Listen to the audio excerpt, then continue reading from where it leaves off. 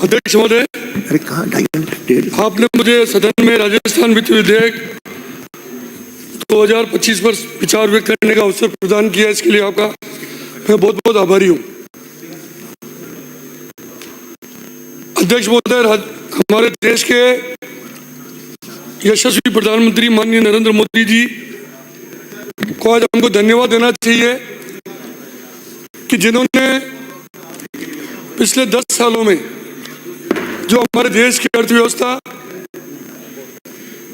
पूरे विश्व में 13वें नंबर पे थी, आज हम 5वें नंबर पर हैं और बहुत जल्दी आने वाले 5 वर्षों में हम तीसरे नंबर पर होंगे।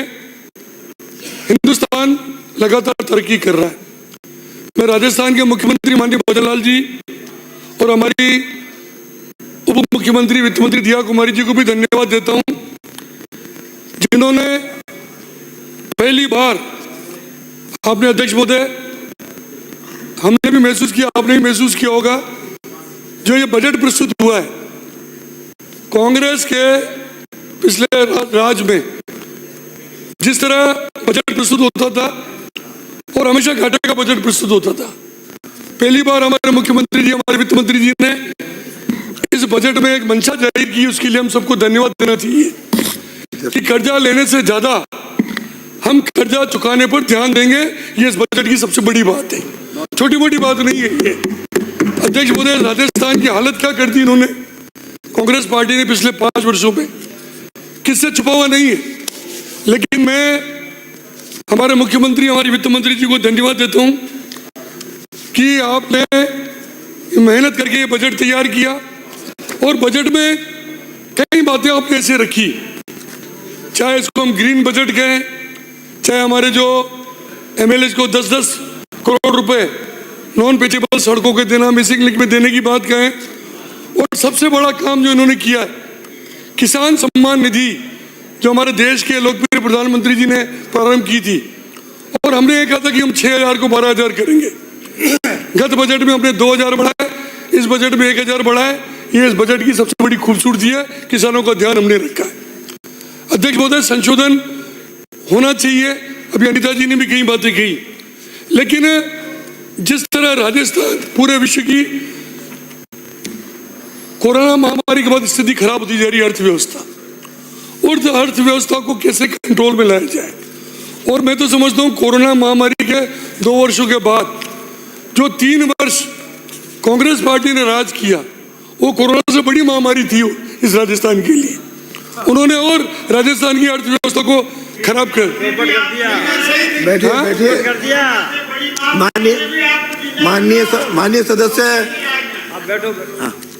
हरिमोहन जी विराजो। आप हरिमोहन जी आप विद्वान है, ध्यान आया सबको। आपने इस राजस्थान को और हिंदुस्तान को जब जब भी राज किया, हरिमोहन जी, सत्यानाश कर दिया इस देश का। आज हम कर्जे में डूबे हुए हैं, उसकी जिम्मेदारी कांग्रेस पार्टी की। अरे आप विषय पे। अध्यक्ष महोदय, हमारा लक्ष्य 2030 तक राजस्थान की अर्थव्यवस्था को $350 मिलियन तक पहुंचाने का रखा गया है, जिसके लिए हमारी सरकार पुरजोर प्रयास कर रही है। निश्चित रूप से इस बजट में जो कहा गया है उससे हमारा लक्ष्य $350 मिलियन तक पहुंचेगा, इसको कोई रोक नहीं सकता।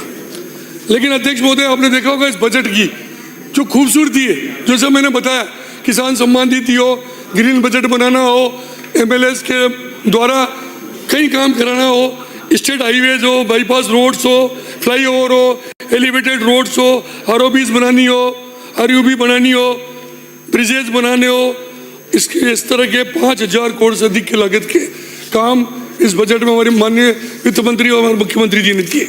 और सबसे बड़ा काम जो किया है, 21,000 किलोमीटर नॉन पेचेबल सड़कों के लिए 6,000 करोड़ रुपए जो उन्होंने दिए, आज तक आपने कभी नहीं दिए।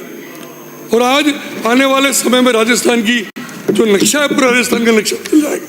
और राजस्थान के किसी गांव में आप जाओ, किसी शहर में आप जाओ, लोग एक ही बात कहते हैं कि राजस्थान की सरकार का जो बजट आया, चाहे वो पिछला बजट हो चाहे ये बजट हो, अब ये कांग्रेस वाले हर बात पे, जैसे हमारे जोगाराम जी कह रहे थे, हर बात पर विरोध करके निकल जाते हैं। लेकिन इस कांग्रेस पार्टी ने हमेशा हर अच्छी चीज का विरोध किया है, हमेशा हर अच्छी चीज का विरोध किया है। जब भी अच्छा काम होता है इनको अच्छा नहीं लगता। लेकिन अध्यक्ष महोदय, हमारे मुख्यमंत्री ने जो सपना देखा है राजस्थान को हिंदुस्तान का नंबर 1 राज्य बनाने का, निश्चित रूप से बनेगा इस बजट के माध्यम से। उसको कोई दुनिया की ताकत रोक नहीं सकती। विशेष रूप से 1 मिनट में पूरा करें। 7 वर्षों की अवधि पंडित दीनदयाल उपाध्याय शहरी विकास योजना के तहत 12,500 करोड़ रुपए की लागत इस बजट में जो देने की घोषणा की गई है। राजस्थान रोजगार निधि 2025 500 करोड़ रुपए, विवेकानंद रोजगार सहायता कोष जो बनाया है, किसानों के लिए अलग से कृषि बजट दिया गया है। किसान सम्मान निधि की बात मैंने की है। ये जो बातें हैं इस बजट में मैं सराहना करता हूं और मैं समझता हूं आने वाला वर्ष हमारे लिए, राजस्थान के लिए एक बहुत गौरवशाली वर्ष होगा, विकास का वर्ष होगा। अब जूली जी भी आ गए हैं, जूली जी भी बता सकते हैं इस बात को कि जिस तरह बार बार विरोध करके निकल जाते हैं। मैं जूली जी आपसे निवेदन करूंगा कि राजस्थान की बजट की सराहना करो। मैं अंत में इस प्रस्तावित विधेयक, राजस्थान वित्त विधेयक 2025, जिसे मेरे द्वारा 3 माह के लिए जनमत जानने हेतु परिचालित करने हेतु जो प्रस्तावित किया गया था, उसे मैं वापस लेता हूँ। दोनों प्रस्तावों पे एक साथ चर्चा होगी।